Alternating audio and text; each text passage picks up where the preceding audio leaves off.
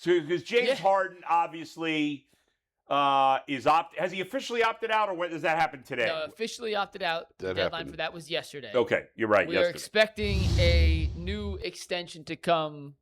Honestly, today, free agency begins at 6 o'clock. That is when he can sign a new deal. And the average annual value, his per year number, could really be the most important decision that impacts the Cavs' entire offseason. All right, explain that to us. Moving forward. So he opted out of a $42.1 million player option, which would have locked the Cavs into being a second A per team, essentially. By signing a longer-term deal at a lower per-year basis, it's going to get the Cavs below the first apron. Could even get them gets them out of the second apron into the first apron. Could get them into just a tax threshold under the first apron, depending on how low he goes. So if Harden signs for an average annual value of per-year basis around $30 million or under, it would give the Cavs the full use of the taxpayer mid-level exception to use on the last roster spot currently open for the Cavs, which would be somewhere between $6 to $8 million.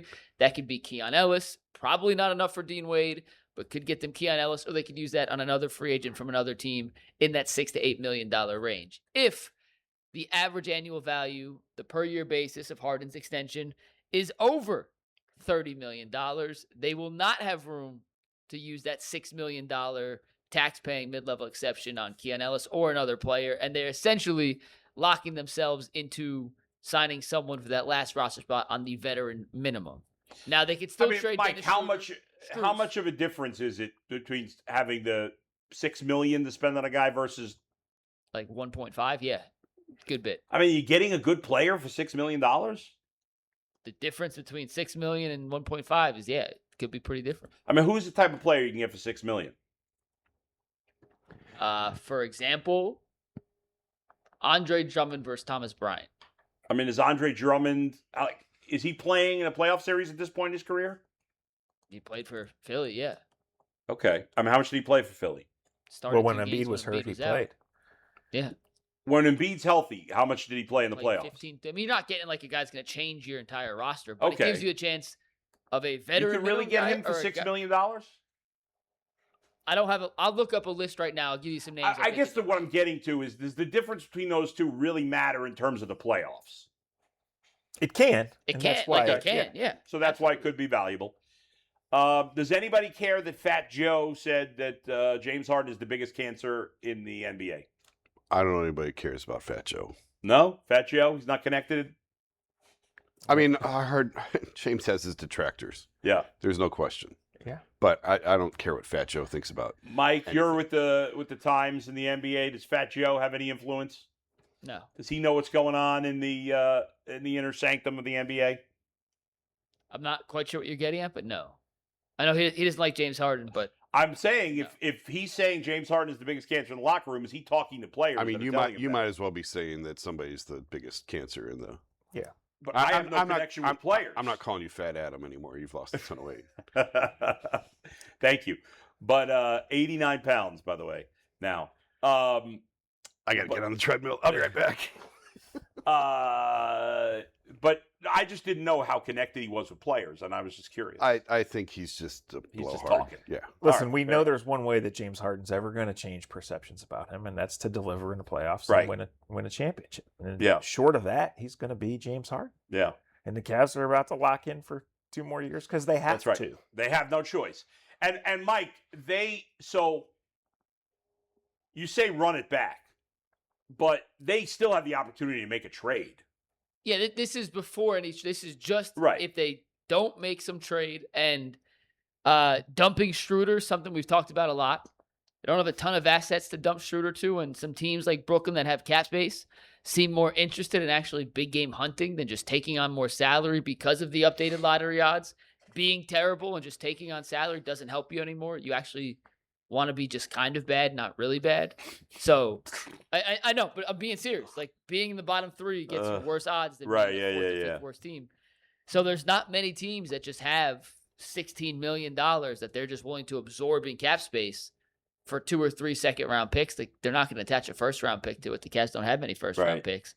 Strus is probably their most attractive trade asset, but I don't think you're opening up cap space by trading Max Strus. You're getting a player in the similar value, like the PJ Washington deal we talked about. So yeah, that cap space that they get back from this Harden decision could make or break their ability to sign someone, and the difference being like I have the list up here, like Nick Richards made $6 million last year, backup center, could actually play. Ousmane Dieng, 6'10" small forward from Milwaukee that just opted out, 23 years old, higher upside player.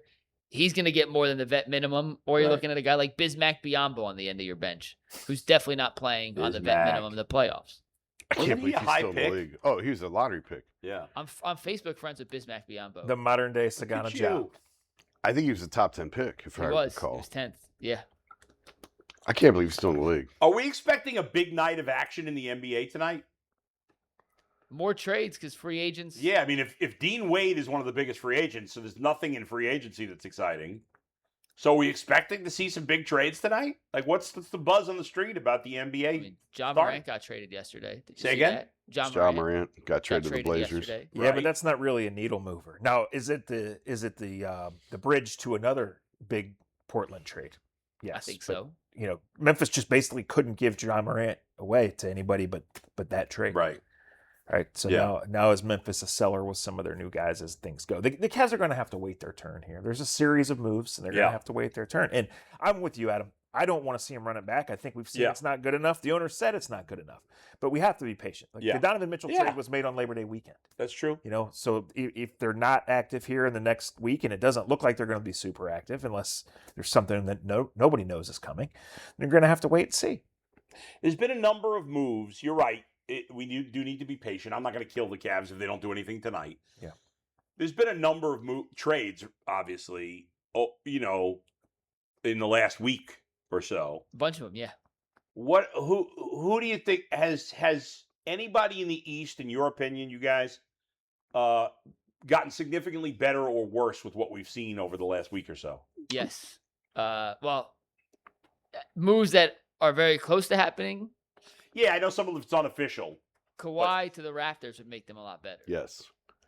Legit. Yeah, I mean, they were, obviously, if they had been fully healthy, they might have beaten the Cavs. They would have. They would have. Yeah. Charlotte wants to be grown-ups now. They've traded LaMelo and Bridges. Yeah, I'll believe when I see it with them. That's been a dysfunctional franchise for 30 years. But yes, they are trying to grow up a little bit. Obviously, Miami's better with Giannis. I don't know that they're top team in the East. Yeah.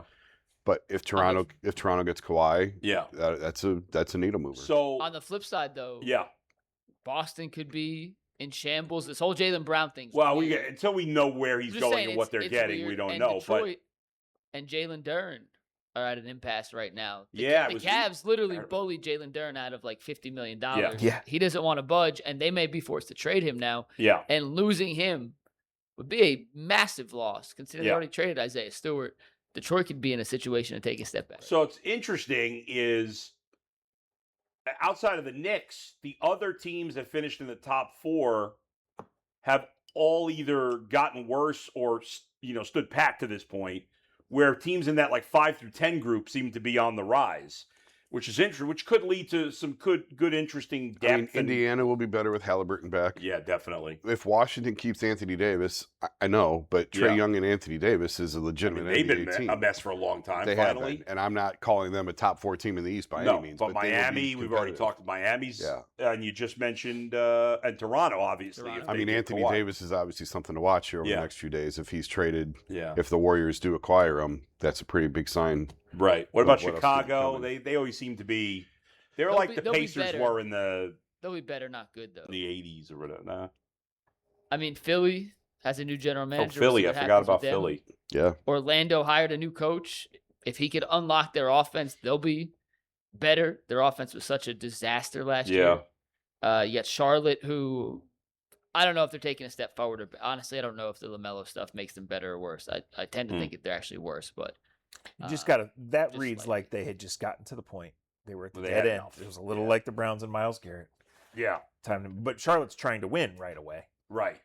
Trying to take that next step. The Browns are just, this is a bridge step. But that's the comparison that Charlotte sold high. Like, they got peak value for LaMelo in a way I didn't think they could. He played almost every game last season for the first time in his career. and they said, "Hey, thank you, but peace." One of the saddest things I've ever seen in my life. LaMelo played a high school game at Canton Fieldhouse. Well, he's at Spire? Yeah, at Spire. They were out there in practice jerseys, and LeVar came in the building, and thousands of people flocked to him. Like, I was like, okay, I'm officially old now. I need to go home, and I think I didn't even stay for the fourth quarter. Oh, God. LeVar. What a clown he is.